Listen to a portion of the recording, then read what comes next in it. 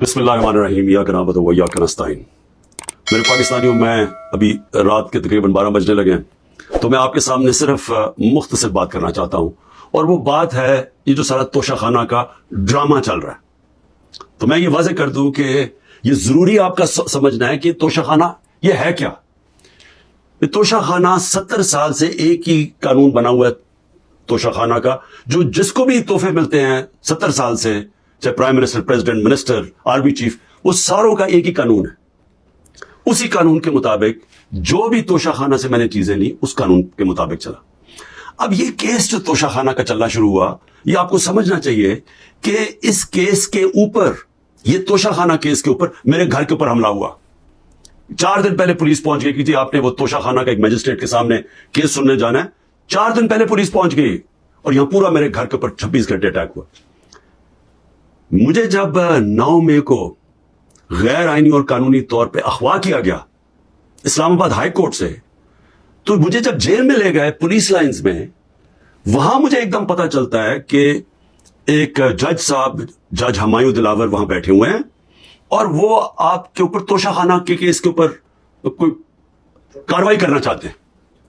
نہ میرا وکیل، نہ مجھے کیس کا پتا، اور پتا چلتا ہے کہ وہ ادھر آ کے میرے اوپر فرد جرم لگا کے چلے جاتے ہیں. فرد جرم لگا سکتے ہی نہیں جب تک کہ میرے اوپر، جب تک مجھے پوری طرح بتایا نہ جائے کہ وہ ہے کیا، میرے سامنے فرد جرم لگتا ہے یا میرے وکیل کے سامنے. جب ہمیں یہ پتا چلا، اس سے اگلے دن ہم نے ریکیوزل کا کہا. ہم نے کہا جی ہمیں ان جج صاحب سے جس طرح انہوں نے کاروائی کیا ہے، ہمیں کوئی انصاف کی توقع نہیں ہے. یہ 11 مئی کو ہم نے کیا. اس کے بعد بہرحال ایک پورا سلسلہ چلتا رہا جس میں یہ واضح ہوتا گیا کہ ایک پلان بنا ہوا ہے کہ توشہ خانہ میں عمران خان کو ڈسکوالیفائی کرنا ہے. مجھے ایک سوال دیے گئے، 35 سوال دیے گئے، کوشچن جج صاحب نے کہ جی ان کے جواب دو. محرم کی چھٹیاں بھی تھی، خیر ہم نے بڑا زور لگا کے اس کا جواب تیار کیا. میں نے کوئی 1 گھنٹہ عدالت میں کھڑے ہو کے کل سارے سوالوں کا جواب دیا. انہوں نے 2 کوئی گواہ رکھے ہوئے تھے، سرکاری گواہ. کوئی بھی ایسی چیز نہیں تھی جو میں نے 35 سوالوں میں جواب نہیں دیے. ایک چیز کا جواب دیا.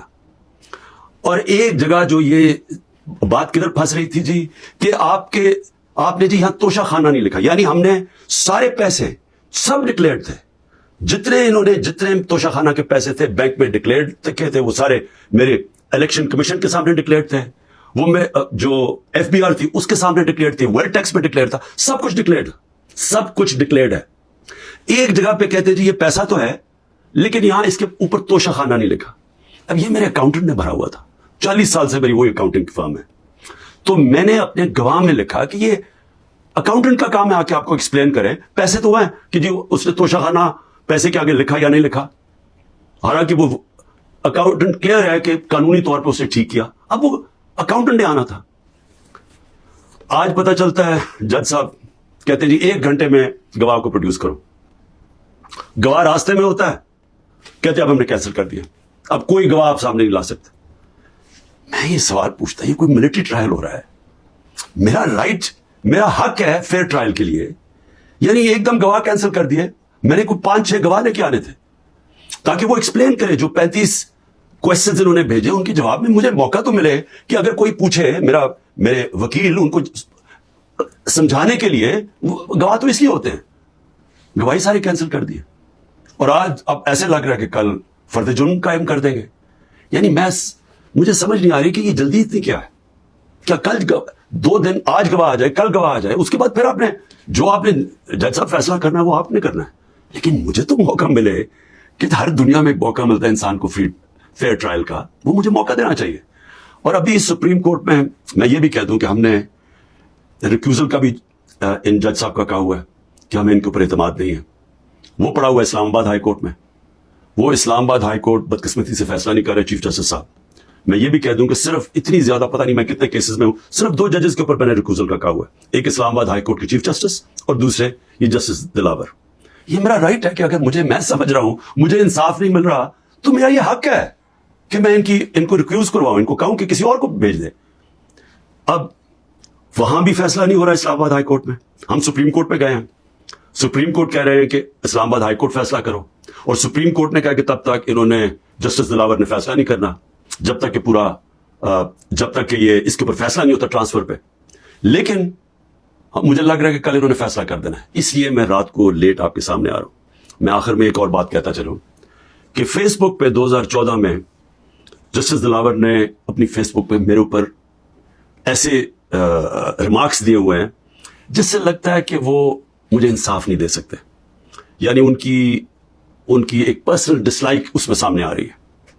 हमने ये चीफ जस्टिस साहब इस्लामाबाद वालों को कहा कि देखें ये प्रेजुडिस्ड है।